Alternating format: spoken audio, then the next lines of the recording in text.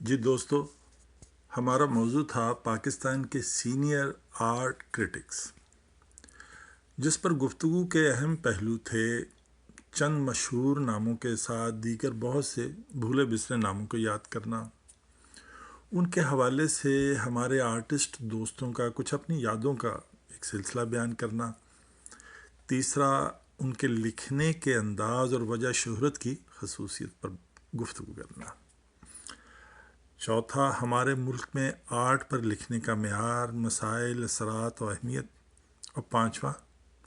مجموعی طور پر آرٹ کی دنیا میں کریٹکس کی اہمیت، ضرورت پر بات کرنا۔ اب یقیناً یہ موضوع بہت وسیع تھا اور اس پر طویل گفتگو بھی رہی، لیکن اس کے باوجود ابتدائی 3 پہلوؤں پر جو ہے کچھ خاص توجہ نہیں دی جا سکی، جیسے کہ دوستوں کی یادداشتوں سے نکلے چند ناموں کا اضافہ تو ہوا، لیکن ان کے حوالے سے کوئی گفتگو یا ان کے لکھنے کے انداز وغیرہ پر بہت کم دوستوں نے بات کی، یہاں تک کہ کسی دوست نے کسی بھی کریٹک کا لکھا ہوا کوئی آرٹیکل تک نہیں شیئر کیا۔ اب جبکہ ہم نے ان سے کہا بھی تھا کہ وہ خود پر لکھا ہوا بھی شیئر کر سکتے ہیں، لیکن اسے اگر انگریزی میں ہو تو اردو میں آڈیو میں بیان کر دیں۔ اب اس صورتحال پر ریاض رفیع بھائی، جن سے بات کرتے ہوئے میں آپ کو بتا چکا ہوں کہ یہ سب دوستوں کے ساتھ یہ خیال شیئر کیا گیا تھا، ریاض رفیع بھائی نے بھی کہا تھا کہ تو اس حوالے سے جب گفتگو آگے نہیں زیادہ بڑھی تو وہ چونکہ خود اس حوالے سے بہت پرجوش تھے بات کرنے کے لیے، تو وہ کچھ مایوس بھی ہوئے اس پر، اور زیادہ تر جو بات ہوئی وہ آخری 2 پہلوؤں پر تھی، یعنی ہمارے ملک میں آرٹ پر لکھنے کا معیار، مسائل، اثرات، اہمیت، اور مجموعی طور آرٹ کی دنیا میں کریٹکس کی اہمیت اور ضرورت۔ اب اس حوالے سے گفتگو نے دلچسپی کے تمام مراحل جو ہے وہ بخوبی طے کیے، یعنی گفتگو علمی اعتبار سے بھی بہت فروٹفل تھی، اور جو ہلکی پھلکی ایک نوک جھونک ہوتی ہے وہ بھی اس میں موجود تھی۔ خیر، لیکن یقیناً سننے والوں نے اس تمام کنورسیشن سے بہت کچھ حاصل کیا، اور یہ بات چیت اپنے اندر وہ اہم ترین خصوصیت بھی رکھتی تھی جو کہ ہر علمی اور تحقیقی نوعیت کی گفتگو کا خاصہ ہوتی ہے، کہ اس کا گفتگو کا مقصد کوئی لازمی کنکلوژن نکالنا نہیں ہوتا، بلکہ یہ ایک طرح سے تحقیق اور جستجو کے لیے میدان کو اور وسیع کرتی ہے اور بہت سے سوالوں کے نئے کھلاڑی اس میں کھڑے کرتی ہے۔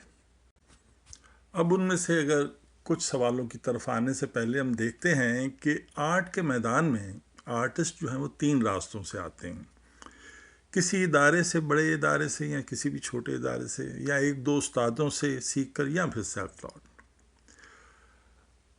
اور ان سب کے لیے آرٹ کریٹک کی اہمیت اور ضرورت اور دستیابی کے اتنے مختلف معیار ہیں کہ ان پر کئی روز بات ہو سکتی ہے،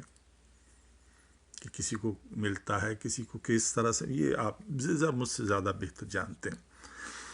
اسی طرح یہ تمام آرٹسٹ مصوری کے ٹیکنیکل سٹینڈرڈز کے بھی اس قدر مختلف معیار رکھتے ہیں کہ انہیں بھی بیان کرنا ایک طویل موضوع ہے۔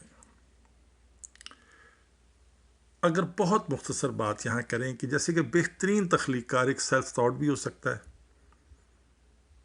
لیکن مواقع اور کامیابی کے لیے اس کا راستہ بہت کٹھن ہوتا ہے، بجائے اس کے جو کسی بڑے ادارے سے سیکھ کے آتا ہے۔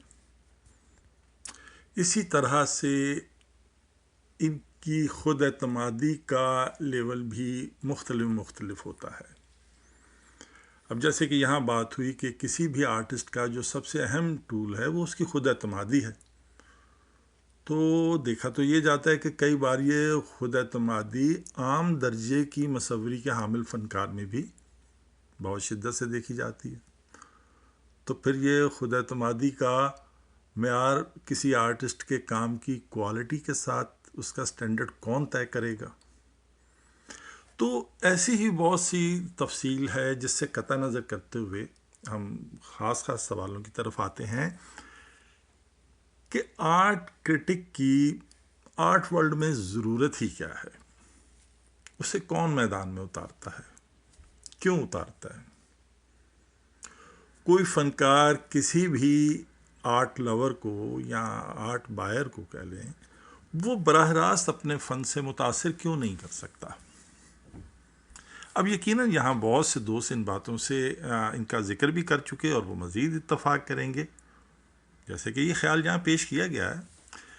کہ ایک آرٹسٹ ہی کسی آرٹسٹ کے کام پر بہتر انداز میں اصل میں بات کر سکتا ہے، لیکن دیکھا یہ گیا کہ بے شمار آرٹسٹ، ہمارا تو گروپ اس کی مثال ہے، کہ کسی دوسرے آرٹسٹ کے کام پر تو کیا خود اپنے کام پر بھی بات کرنا پسند نہیں کرتے اور بڑا فخریہ جواز دیتے ہیں کہ یہ تو کریٹکس کا کام ہے کہ وہ ہمارے کام پر لکھیں۔ تو ایک آرٹسٹ اس ضرورت کو کیوں قابل فخر محسوس کرتا ہے؟ اچھا، پھر اس بات کا کیا ثبوت ہے کہ کوئی آرٹسٹ جو ہے بطور کریٹک کے اگر کام کرے گا تو وہ بہترین اور غیر جانبدار ہی ہو سکتا ہے؟ اب دیکھیے یہاں چند بڑے ناموں کی میں مثال دینے لگا ہوں، بڑی معذرت کے ساتھ، میرا مقصد ان کی یہ بھی ریفرنسز موجود ہیں کہ جیسے شاکر علی صاحب جو ہیں ابھی ہمارے جو کوپرا آرٹ گیلری والے محمد جاوید صاحب ہیں، ان کے آرٹیکل میں یہ بات موجود تھی کہ وہ استاد اللہ بخش صاحب اور چغتائی صاحب کے کام کو اپنے جدید نظریات کی وجہ سے کچھ خاص پسند نہیں کرتے تھے۔ اب علی امام صاحب جو ایک آرٹسٹ بھی تھے اور ایک ادارہ نما آرٹ گیلری کے اونر ہونے کے ساتھ ساتھ بہترین نقاد بھی تھے، لیکن وہ چونکہ مصوری کی چند مخصوص اصناف کے پسند کرنے والے تھے تو پھر وہ بہت سی مصوری کی جو دیگر اسناد ہیں ان کو اتنا پروموٹ نہیں کرتے تھے۔ اچھا، اب ایک طرف ان کا نقاد خود اس قدر اسٹرانگ تھا کہ اس نے ان کے اندر کے خود اپنے اندر کے فنکار کو بھی متاثر کر دیا۔ تو اور بھی بڑے نام ہیں، بہت سے نام ہیں، آپ مجھ سے زیادہ بہتر جانتے ہیں۔ تو اصل بات یہ ہے کہ ہم ابھی بھی بہت سے سوالوں میں گھرے ہیں۔ کیوں بہت سے بڑے بڑے فنکار کسی کریٹک کی اہمیت اور ضرورت سے انکار کے باوجود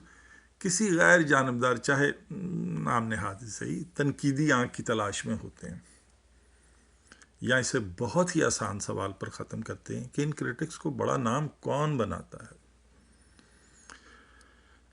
کہیں ایسا تو نہیں کہ ہر آرٹسٹ بطور تخلیق کار اپنی تخلیق کے لیے خود ہی ایک ناقد بھی کھڑا کرنا چاہتا ہے اور اس کے تعریف اور تعظیم میں سر نہ جھکانے پر اسے نشان ملامت بھی